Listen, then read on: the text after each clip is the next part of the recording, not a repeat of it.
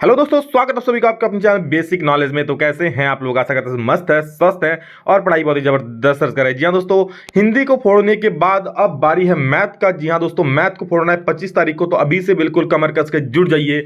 हो चुका है आगाज रन का, युग बदलने की तैयारी और जीत उसी का होगा जिसका संघर्ष जारी। आज कल और परसों 3 दिन संघर्ष कर लीजिए, आज का रात, कल और परसों, क्योंकि मैथ में समय मिला है रिवाइज करने का। बिल्कुल 100 में 100 ठोक देना, एक भी नहीं छूटेगा। मेरे साथ बने रहिए वीडियो में और हर एक सवाल आप लोग को बताएंगे किस किस प्रकार सवाल पूछा जाएगा। आज बिल्कुल वायरल प्रश्न पत्र, किस प्रकार के सवाल आप लोग एग्जाम में पूछे जाएंगे उसी प्रकार का बताने वाला हूं। ठीक है, चलिए और समझिए मैथ में, रटिएगा नहीं दोस्तों। मैं पहले कह रहा हूं, हर एक चीज को समझा दूंगा और ज्यादा से ज्यादा अपने दोस्तों को शेयर कीजिए, क्योंकि आपका एक शेयर मुझे काफी ज्यादा मोटिवेशन करता है। और एक प्यारा सा लाइक कमेंट जरूर कर दीजिएगा।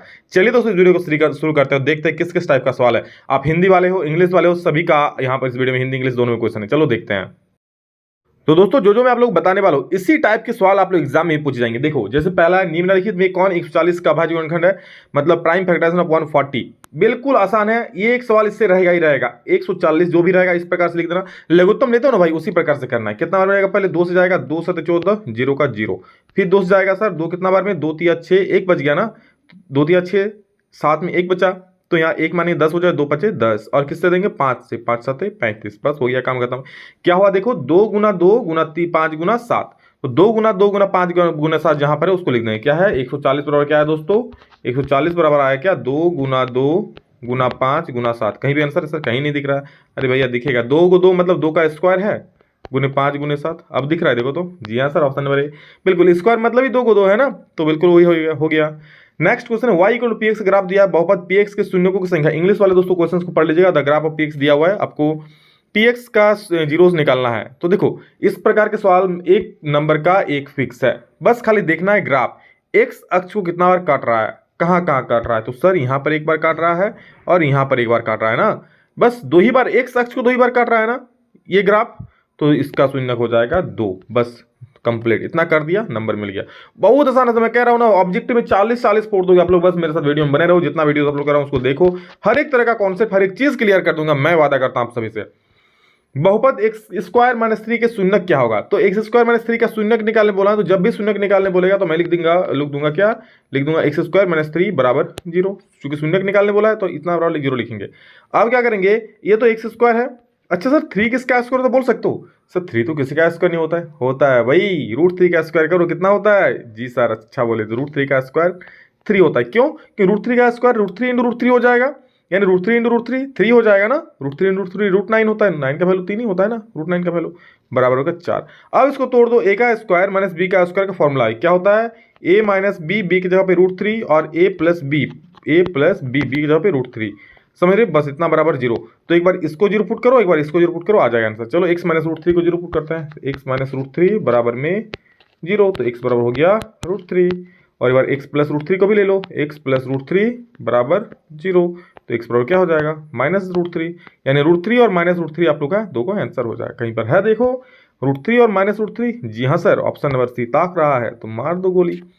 आगे बढ़ेंगे दोस्तों। निम्नलिखित में कौन द्विघात समीकरण है? दोस्तों इसको आप लोग देख के बना सकते हो, ऐसा आप लोग सबको सॉल्व करना, लेकिन आप लोग दो देख के बना सकते हो। कैसे? देखो मैं ट्रिक बोलता हूँ कैसे।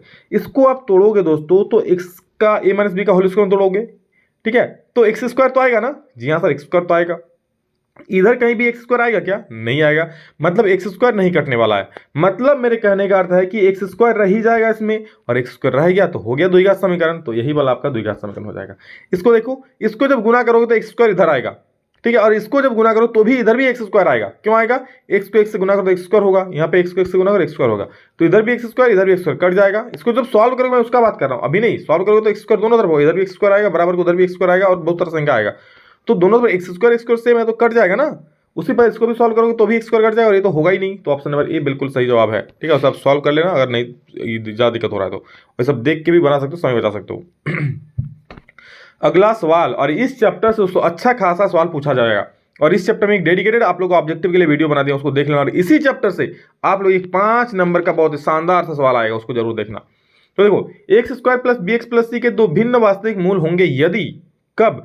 वास्तविक मूल और भिन्न मूल कब होता है? जब डी का वैल्यू 0 से बड़ा हो जाता है दोस्तों, तो मूल वास्तविक और भिन्न होता है। याद रखो, इसका 3 कंडीशन होता है। डी मतलब क्या होता है? विविक्तकर। ये दोस्तों X square plus B X plus C क्या द्विघात समीकरण है। हम कैसे जानेंगे कि वास्तविक होगा या काल्पनिक होगा? तो अब डी निकालना है। डी का फॉर्मूला होता है दोस्तों बी स्क्वायर माइनस 4ac, ठीक है। बी का वैल्यू, ए का वैल्यू जो भी है लिख देना, डी का वैल्यू निकालना। अगर डी 0 आ गया तो याद रख लो मूल वास्तविक और समान होगा। अगर डी का वैल्यू 0 से बड़ा हो गया तो मूल वास्तविक तो होगा बट समान नहीं होगा, असमान होगा। और दोस्त अगर डी का वैल्यू छोटा आ गया 0 से, यानी माइनस में आ गया, तो क्या होगा, मूल काल्पनिक होगा, वास्तविक होगा ही नहीं, और इसका मूल भी नहीं निकलता है। समझ रहे हो, बस इतनी सी कहानी है जो सबकी जुबानी है।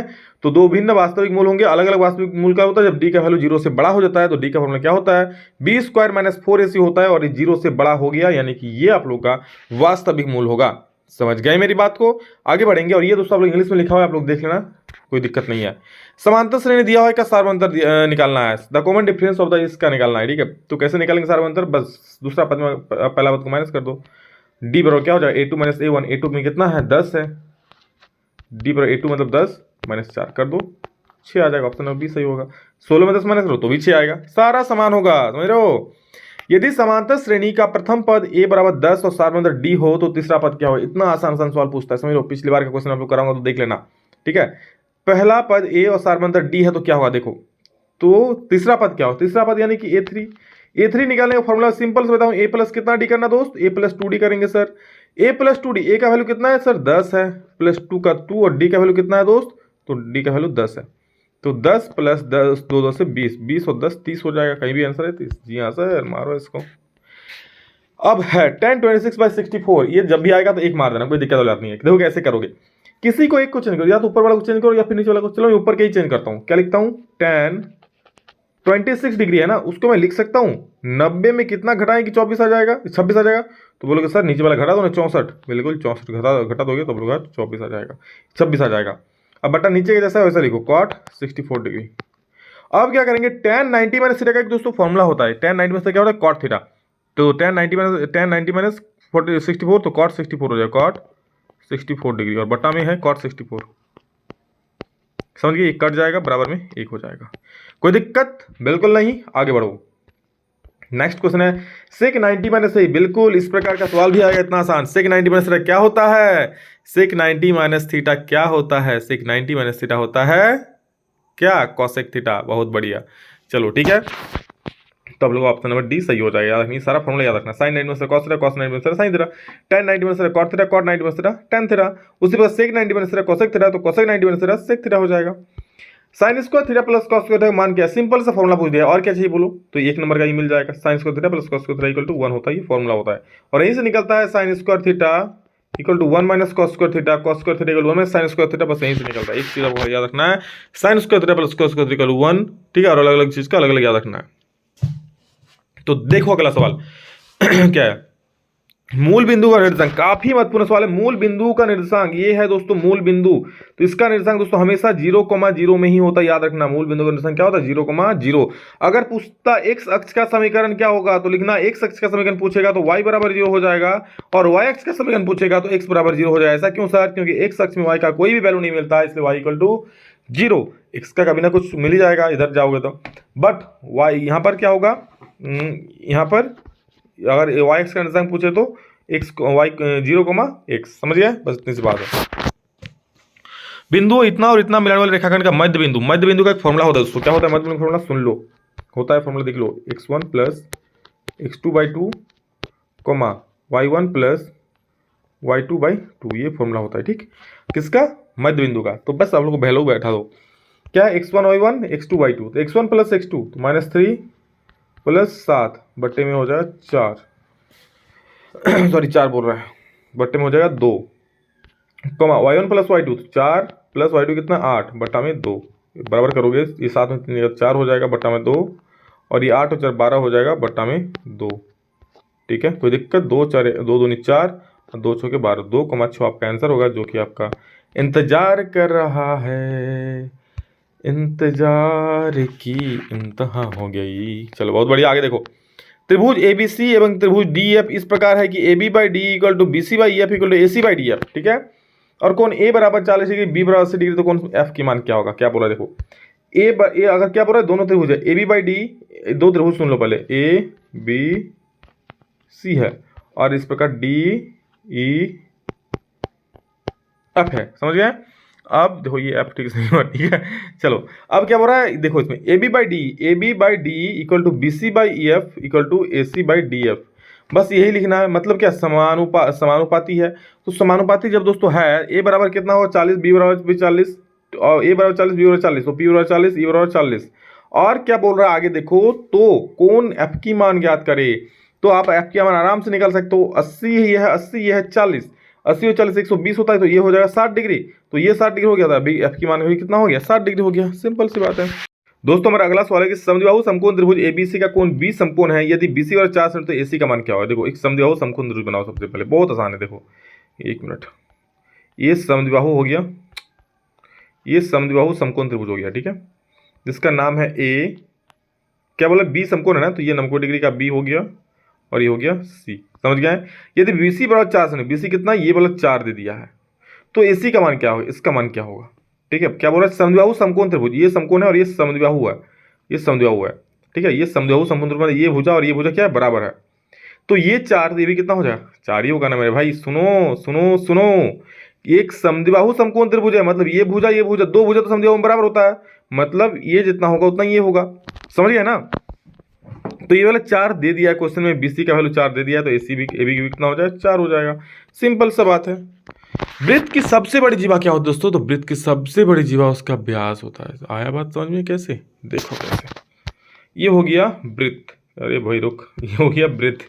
यहाँ पर रेखा खींचे, रेखा खींचे, ये सब तो छोटा छोटा हो रहा है, फिर धीरे धीरे बढ़ते जा रहा है और बढ़ते जाएगा। तो केंद्र से जो पास होगा ना, वो सबसे बड़ी रेखा होती है, जो केंद्र से पास होती है, याद रखना, वो सबसे बड़ी रेखा होती है।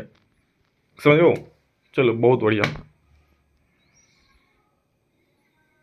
तो वृत्त की सबसे बड़ी जीवा क्या होती है, जो केंद्र से पास होती है, यानी कि जो व्यास हो जाएगा।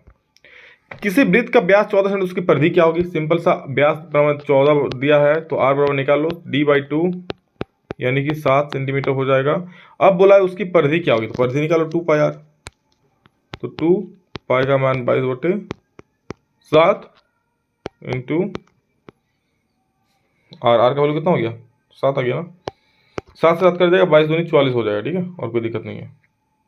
दोस्तों हमारा अगला सवाल है कि 7 सेंटीमीटर त्रिज्या वाला, 17 नंबर देखिए, 7 सेंटीमीटर त्रिज्या वाले अर्धवृत्त का क्षेत्रफल, यानी कि the area of semicircle of radius 7 centimetre is, R equal to कितना दिया, 7 सेंटीमीटर, आर इक्वल टू कितना दिया है, 7 सेंटीमीटर। ओके, तो हमें क्या फाइंड आउट करना है, एरिया सेमी सर्कल, यानी कि अर्धवृत्त का क्षेत्रफल क्या होता है दोस्तों, अर्धवृत्त का क्षेत्रफल पाई आर स्क्वायर वृत्त का होता है, ठीक है, और बटा 2 कर दोगे तो ये अर्धवृत्त का हो जाएगा। अर्धवृत्त मतलब आधा वृत्त 1/2, ठीक है। या फिर आप इसको ऐसे भी लिख सकते हो, कैसे लिख सकते हैं सर, इसको ऐसे भी लिख सकते हो मेरे भाई, 1/2 गुना पाई आर स्क्वायर। क्यों, क्योंकि पाई आर स्क्वायर का आधा हो गया, समझ गए। तो 1/2 हो गया, पाई का मान कितना हो गया दोस्त, 22/7 होता है भाई।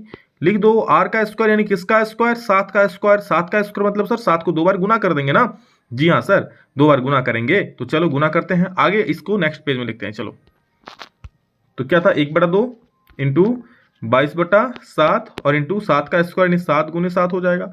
सही है सर, बिल्कुल सही है। 7 से 7 कट जाएगा, 2 11 22 कटेगा, तो क्या बचा, 11 बचा, और गुने ये 7 बच गया, तो 11 गुने 7 कितना हो जाएगा, 11 गुने 7 77 हो जाएगा। तो 77 कहीं भी है, 77 सेंटीमीटर स्क्वायर आपका आंसर हो गया।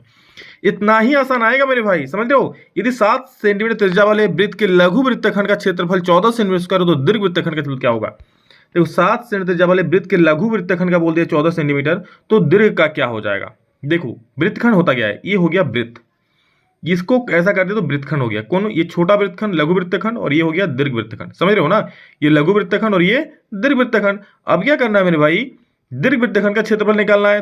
तो क्या करेंगे, देखो ये वाला क्षेत्रफल दिया हुआ है, लघु वृत्तखंड का क्षेत्रफल दिया है 14 सेंटीमीटर, मतलब ये वाला 14 दे दिया है। आपको निकालना है क्या, ये बड़ा वाला का निकालना है। कैसे निकालेंगे, पूरा वृत्त में से इसको माइनस कर देंगे, इस छोटे वाला को, छोटा छोटा को माइनस कर देंगे, तो ये बड़का वाला निकल जाएगा। वही करेंगे, वृत्त में से छोटा वाला माइनस कर देंगे। चलो माइनस करते हैं। वृत्त का क्षेत्रफल क्या होता है सर, पाई आर स्क्वायर। छोटा वाला का क्षेत्रफल दे दिया है 14, बहुत बढ़िया। पाई का वैल्यू 22/7 लिखो, गुना आर का स्क्वायर कितना, आर का स्क्वायर 7। अच्छा 7 का स्क्वायर यानी 7 गुना 7 मैं डायरेक्ट लिख सकता हूं, आप लोगों का जल्दी हो जाएगा। चलो अब माइनस कितना है, 14 है, ठीक है। 7 एकम 7 कट जाएगा, 22 को 7 से गुना कर देना, 7 एकम 7 कट गया ना, 22 7 154, और 154 माइनस 14, 154 में से 14 चल जाएगा, तो 140 आपका सपाट सा आंसर आ जाएगा, जो कि है ऑप्शन नंबर ए। बहुत शानदार जवाब। इतना का बहुलक यानी कि, और दोस्तों इंग्लिश में क्वेश्चन लिखा, आप इंग्लिश वाला पढ़ सकते हो, कोई दिक्कत नहीं है। का बहुलक है यानी कि मोड निकालने बोला है, तो बहुलक मतलब मोड मतलब होता है क्या, जो संख्या सबसे ज्यादा बार आता है। कौन सबसे ज्यादा बार आ रहा है भैया, तो देखो 9 देखो तो कितना आ रहा है, एक बार, दो बार, तीन बार, 9 3 बार आ रहा है। और कोई भी संख्या 3 बार आ रहा है, नहीं आ रहा है, यानी कि इसका बहुलक कितना हो जाएगा, 9 हो जाएगा। एक पासा फेंकने पर, पासा लूडो का गुट्टी जो होता है, खेलते हो ना, बहुत खेलते हो, पर 5 आने की प्रायिकता क्या होगा, तो एक पासा को फेंकोगे तो क्या क्या आ सकता है भाई साहब, तो 1 आएगा सर, 2 आ सकता है, 3 आ सकता है, 4 आ सकता है, 5 आ सकता है, 6 भी आ सकता है। समझ रहे हो, अगर एक डाई को आप फेंकते हो तो, थ्रो करते हो तो आपको प्रोबेबिलिटी निकालना है, यानी प्रायिकता निकालना है किसका, 5 आने का। तो प्रायिकता लिख देना 5 आने का, आप लोग इंग्लिश में लिखना जो लिखते हो, ठीक है, 5 आने का क्या होगा, 5 कितना आ रहा है देख लो, तो 5 एक ही बार आ रहा है, कुल कितना हुआ है 6, तो 1/6 आपका आंसर हो जाएगा। चलो अब दोस्तों फिर इन द ब्लैंक से 6/15 का दशमलव प्रसार क्या है, शांत या अशांत, तो इसको आप तोड़ लो पहले। 6 को लिख सकते हैं 2 गुना 3, 2 3 6 हो जाएगा। अच्छा 15 को लिख सकते हैं 3 गुना 5, 3 5 15 हो जाएगा, 3 से 3 कटिंग 2/5।